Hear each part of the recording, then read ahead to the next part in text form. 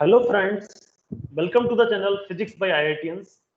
Hello friends, in this lecture, we will learn about quantum statistical mechanics. We'll understand what is the basic difference between the classical and quantum regime, that from where the quantum statistics was started, and then we will solve some important problems regarding to quantum statistical mechanics. So let's start the video.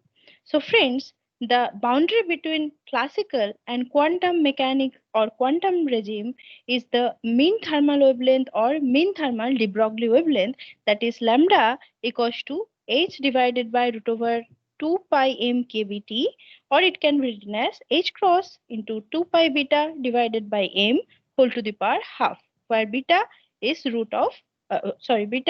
1 by kBt or kT, where kB is the Boltzmann factor.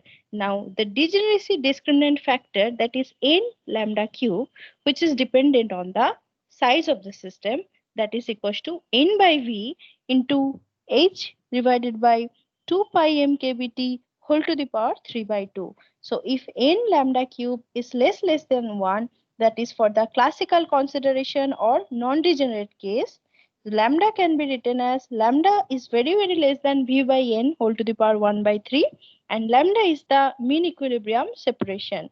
Now if n lambda cube is small but not equal to 0, departure of classical behavior. If n equals to lambda cube is nearly equals to 1 for quantum consideration, if n is greater than greater than 1, n into lambda cube is degenerate case, or for n lambda cube is tending to infinite, that is highly or complete degenerate. Okay, so you should remember the degeneracy discriminant factor. Actually it is not the right way to telling the degeneracy, but it is somehow it is called the degeneracy factor. So the degeneracy factor, whenever it is that is n into lambda cube, whenever it is very smaller, that is the classical consideration, that is nearly equal to 1, that is we should quantum consideration the system, and for greater than 1 it is the degenerate, and for tending to infinite it is highly or complete degenerate. Okay, and this is depending on the system. Now you know that we have a portal, and you can give free test link in our portal, and the subjective test series has already been activated, full length test series has already been activated. So join here to get a free test or to get a test series from Physics by IITians. So in this video we'll learn some important problems at the end of this video lecture. So I will request you that please listen the video up to the end so that you are totally able to solve these problems. So first one, we should understand why do we need quantum statistics. So till now, whatever we studied in statistical mechanics was by using classical laws of motion, that is classical statistics. But all the system in nature follow quantum mechanics, which is more fundamental theory. So in many situations, it is a good approximation to describe even microscopic particles classically. For example, large molecules and colloid particles can be described well using classical laws, and hence using classical statistical mechanics, it is sufficient to describe their motion. But however, majority of the systems which we want to describe using statistical mechanics are inherently quantum in nature, and classical laws cannot be used to describe them.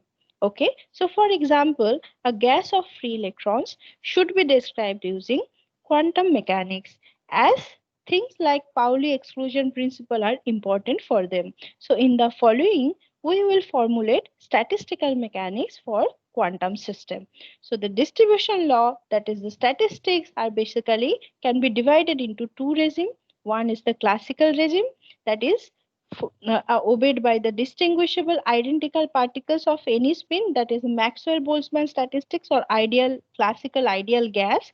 And another one is the quantum statistics, that is applied to the system of indistinguishable identical particles, and it can be classified as Bose-Einstein statistics and Fermi-Dirac statistics. The Bose-Einstein statistics are applied to the indistinguishable or zero or integral spin like photon, phonon, helium, pi meson, and Fermi-Dirac apply to half-order integral spin indistinguishable identical particle like electron, neutron, helium, p meson, neutrino. So all these particles, they follow particular quantum statistics according to their spin. Okay. In the next video, we will learn about the Bose-Einstein lecture in detail, Fermi-Dirac statistics in details. For now, we will learn some more about the quantum statistics. Suppose we are taking the quantum statistics of free particle. Now, we are calling this term as identical particle. Now, what is the meaning of identical? Two particles are said to be identical if all their intrinsic properties, that is mass, electrical charge, spin, color, are exactly the same, like the exact twins. Okay, so these are called two identical particles which you cannot distinguish. So ideal classical objects, where that case we can label them because we can keep track of the trajectories. Suppose this is the particle. For the classical case, I label it as 1, and this is the particle, I label it as 2. So these particles that is obeying ideal classical mechanics, they obey Hamilton's equation of motion. We can label them. But the quantum statistics, they obey the identical particles obey Heisenberg uncertainty principle, and this prevents us from keeping track in quantum mechanics. So we cannot track, we cannot label this one is the particle 1, this one is the particle 2 due to the Heisenberg uncertainty principle. And what are the laws is obeyed by quantum particles? The laws of quantum particles are obeyed, that is the Heisenberg uncertainty principle. So identical quantum particles are indistinguishable. Okay, so classical identical particles are distinguishable. We can label them, but due to the Heisenberg uncertainty principle in quantum mechanics, we cannot track the particle that this particle is doing that motion or the particle 2 is doing that motion. So that's why this is the difference between the classical identical particles and the quantum mechanical identical particles. Here is also a schematic presentation of the difference between a distinguishable particle and an indistinguishable particle. The distinguishable particles are different. You can distinguish them by different colors. But the indistinguishable particles, look, all the colors are same. So you don't know this is particle 1 or this is particle 2. Here you can tell that this is particle 1. Suppose I am taking blue as particle 1 and red is particle as particle 2. So we can tell that for the first configuration, red, blue both are at the 0th state. For the second configuration, blue at the ground state and red at the higher state. For the next configuration, red at the ground state, blue at the higher state. But here you cannot tell which one particle is ground state or which one is at the higher state. Another thing, that is the difference between the classical particles and quantum mechanical particles in terms of statistics, that whereas in classical mechanics presence of identical particles does not pose any problem, in quantum mechanics on the other hand the situation is radically different. When there are several identical particles with a non-zero position probability in a certain region of space, there is not way to know which one of the particle is detected during a measurement. So look at this particle. If there is some interaction between the identical particles and you are detecting one particle, you certainly cannot tell that which one particle you have measured in quantum mechanics. Okay. So the quantum mechanics and classical mechanics, the main difference is the quantum mechanics. First, I should tell about the classical mechanics, that is that are observables are fluctuations, and in quantum mechanics, the observables are operators. And the motion equation for the classical is Hamiltonian equation of motion, and for the quantum mechanics is Heisenberg equation of motion. That are the basic difference between a classical statistics and quantum statistics. So the state of a quantum system is described by psi, where psi represent the it can be a function of the position coordinate of the particle and time, or in another representation, that is the in momentum space, it can be a function of momenta of all particles and at a particular time. So in general, it can be represented as a Kate vector in Hilbert space, that is denoted by psi Kate or Kate psi. And psi can be also state vector can be represented as a combination of or superposition of different state vectors, that is sum of n, sum over n cn psi n. And in the quantum mechanics, the expectation value of any observable A average can be written as sum of n comma m cn star cm psi n. This is the bracket notation. I think you already know, that is bra psi n A Kate psi m divided by the normalization, that is sum of cn star cn.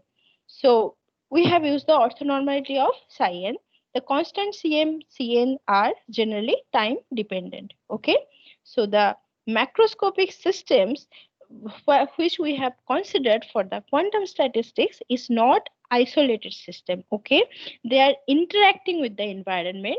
This is, although the interaction is weak, but it is not negligible. Okay, and so the state should be involved with the state of the system plus the state of the environment. That's why, which in the earlier time we take cn star cm, for that only the system's possible system states, but here cn star cm bar we are taking due to this combination of the system states plus the states allowed states of the environment. Okay, so this average, that is cn star cm bar, represent the time average of states that is superposed with the certain environment taste over times much larger than the time scale of molecular motion, but shorter than the resolution time of the measuring apparatus. What does it mean? Because we take the average of the quantity, because the particles are doing random motion and it is the order of so much, the time scale is so small that our measurement or our apparatus cannot measure the particles or cannot track the particles at that particular instant of time. So we take over a greater instant of time, we take the average of the quantities. Okay, but the time average is always average over the quantities because of our measuring devices are not so much accurate to capture that time scale. So the postulate of equal priority, a priori probability, also be applicable in the quantum mechanical statistics or quantum statistical system, with a further modification that cn star cm, that is the uh, average of the superposed states or average of the states, that is of the states of the system, that is time average of the states that is superposed with the environmental states, it should be either 1 or 0. When it will be 1, it will be 1 within the domain of the energy of that particle En, which is lying between E to E plus delta n. So it implies only those states are allowed, that is for which conform to the fixed energy constant, that is this is the energy constant, that energy should be within E to E plus delta E. So if the these states with that are lying within this energy constraint, then all the states are equally probable. Okay, and the postulate of random phases is also another quantum constraint, that is not so many fluctuations are allowed. That is, in classical statistics, we are calculating all the, we are taking all the fluctuations are allowed, but here in quantum mechanics, not all kind of fluctuations are allowed. The environment does not exchange energy, sorry, the environment does not exchange energy with the system, interaction being extremely weak. But it should be emphasized that here the environment which the system is assumed to be interacting is not the heat bath. Okay, like the classical canonical ensemble. But the most important factor, that quantum superposition of the energy eigenstates of the system are only possible. Not all energy states can be allowed. So the density matrix are here rho cap equals to bra psi, Kate psi. So wave function is provided here. Wave function is the normalized. The average value of an observable can be written as A average equals to sum of rho n n psi n A psi n. Okay. So the above relation represents the average of the observable, that is A average, over an ensemble which consists of copies of the system in different microstates like psi1, psi2, psi3. Okay, the microstate psi k occurs with a probability rho kk, where rho nm is an example of a mixed state density matrix. Why it is mixed? Because it is a superposition of the different states that are possible and that are obeying the energy constraint relation. Such a density matrix cannot represent a single system in a particular quantum state because this is a mixed state, because it is superposition of all allowed states, and it represents a mixture or an ensemble of systems in different microstates occurring with different probabilities. Okay, the classically we are taking that all the systems are probable and those systems are separate, but here these probable systems are having different probabilities and the system is the superposition of all the states. So the microcanonical ensemble here, like we just the same way that we count for the classical statistics, only here we have to done we have to calculate the microstates by counting the quantum states of the system labeled by suitable quantum numbers. That is, for the classical system we take the integration over dp dq. Here we have to replace this quantity, that is 1 by n factorial h 1 by h cross to the power 3 and integration dp dq as sum of n number of energy levels. So the density matrix can be written as this way, where this matrix is following the energy constraint relation. And rho nn, that is the microcanonical density, can be either 1 by omega or it can be 0 otherwise. 1 by omega will only within that energy, that is constraint, that is within E to E plus dE. So canonical ensemble, the density matrix can be written as rho nn equals to e to the power minus beta en by z. Here for the classical particle system or classical statistical system, we took the integration over phase space. Here we are taking the summation, that is here the discrete quantum system. And if we are taking the average energy of any ensemble average of any observable, we will put this in this formula, that is A average is 1 by z sum of n e to the power minus beta en psi n a cap phi n a cap phi n, where phi n are the eigenstates of the Hamiltonian of the system. Okay. Hope you understand quantum mechanics. If you understand quantum mechanics, quantum statistical mechanics will be easy for you. Now, the grand canonical ensemble, the density matrix of in the grand canonical ensemble can be written in general as rho ii equals to e to the power minus beta ei minus mu ni divided by z, where z will be sum of the energy levels that are quantum mechanical energy levels, that is e to the power minus beta ei minus mu ni due to the exchange of the particles. The same classical what we have done for the summation, here we are doing it with the what we have done for the integration, here we are doing it for the summation. All the rest of the things are same. So mu is the chemical potential, z is the grand partition function. The microstates of the system are defined, may depend on the specific problem at hand. We will look at in more detail when we study the quantum statistics of ideal gas of identical particles. Now let us solve some important problems that has come in previous year. So consider a collection of n non-interacting particles that has spin s equals to 1 in a magnetic field B, such that the Hamiltonian is given by Sz equals to beta. Hamiltonian is given by Sz cap into B. Using canonical ensemble, find the average magnetization of the gas. So you have given the Hamiltonian as H equals to Sz cap B. So suppose the magnetic field is in the Z direction. Okay. So the Hamiltonian for one spin is given by H cap equals to minus Gs mu B dot S divided by H cross, or it can be written as minus Gs mu B Sz cap divided by H cross. This is the normal interaction that is happening with the spin in the presence of external magnetic field. Okay, so the energy eigenvalues are given by H, that is a, if we denote this eigenstate as M, so it can be written as EM, M vector, M ket M, where EM is the energy eigenvalue. So EM can have value EM equals to minus GS into mu B BM B into M, where M can take value minus 1, 0, plus 1.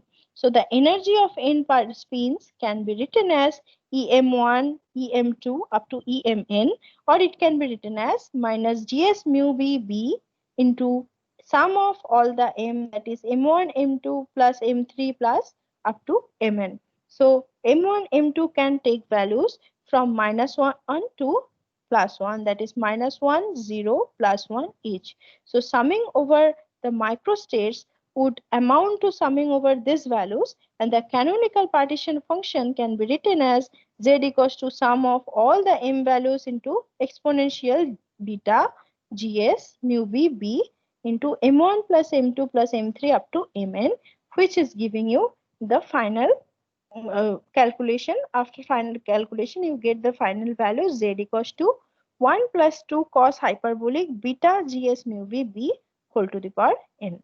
Okay, so what you have done, you have just calculate the energy of the particle, that is the Hamiltonian, and then you take the total energy of the system, that is here the n number of spins, n interacting spins. So you are total taking from m equals to 1 to m equals to capital N, having m values from minus 1 to plus 1.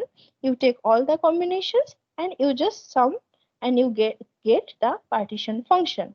Now what will be the average magnetization? The formula for average magnetization is 1 by z minus 1 by beta del del b of sum of the partition function over all the number states. So that will give you minus 1 by beta del del beta of log z. Okay, so remember this term. So putting this del minus 1 by beta del del beta of log z, just take, here you have also already find out that z, take log z and then you differentiate with respect to b, you get m average equals to minus 2 n gs mu b sine hyperbolic beta gs mu b b divided by 1 plus 2 cos hyperbolic beta gs mu b b. So this is the answer, where you have to just remember the value of the magnetization and the formula for the magnetization. You take the derivative of log z with respect to b and you get the final answer. So I think you understand. Let's take another problem. The same problem, just like you are given the Hamiltonian with a different form. Like Hamiltonian h cap here for the quantum mechanical rotator is h cap equals to L square divided by twice I. As the sum, assuming that the rotor can only take the angular momentum value L equals to 0 and L equals to 1. So this is L square by twice I. Okay, so you can write the Hamiltonian. So the eigenvalues of the Hamiltonian can be obtained by using simultaneous eigenstates of L square and Lz, which are denoted by Lm. So the eigenstate can be denoted by Lm, or you can also denote by some other notation. This is the usual notation. The Hamiltonian, which is operating on the eigenstate, it will give the energy value, that is h cross square L into L plus 1 divided by twice I into that eigenstate. Okay, so there are 2L plus 1 values of M corresponding to each value of L. So eigenvalues do not depend on M, and hence energy levels 12 plus 1 fold degenerate. So 12 plus 1 fold degenerate is the energy level. So what you have to do, the partition function, to take the partition function, you have to consider all the degeneracy level that are 12 plus 1. So sum of L equals to 0 to 1, that because L can take only values 0 or it can take only 1. So sum of L equals to 0 to 1, 12 plus 1 exponential beta E, that is beta minus beta E, that is beta in minus beta into h square L into L plus 1 divided by twice I. Or after simplification, just put the value of L equals to 0 and L equals to 1. You do the calculation, you will get z equals to 1 plus e exponential minus beta h cross square by I. Okay. So average energy, we have already discussed. The formula of average energy is E average equals to minus del beta of log z. So put the value of z and take the log, that is log of 1 plus 3 exponential minus beta h cross square by I. So differentiate with respect to beta, you get the value as 3h cross square by I divided by exponential beta h cross square by I plus 3. So let us take another interesting problem, and this is the last problem of this lecture, that for a two-dimensional oscillator, suppose n equals to nx plus ny, where enx equals to nx plus half h cross omega x and eny equals to ny plus half h cross omega y, where nx can take values from 0, 1 up to infinity, ny also same.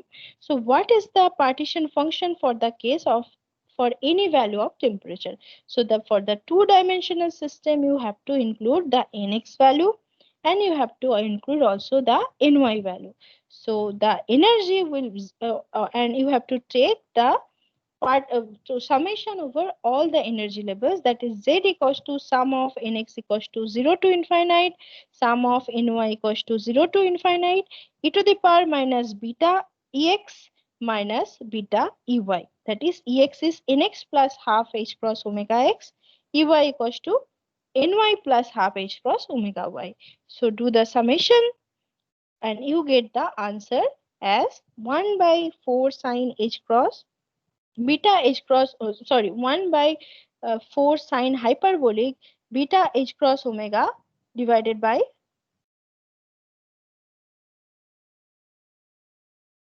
sorry, this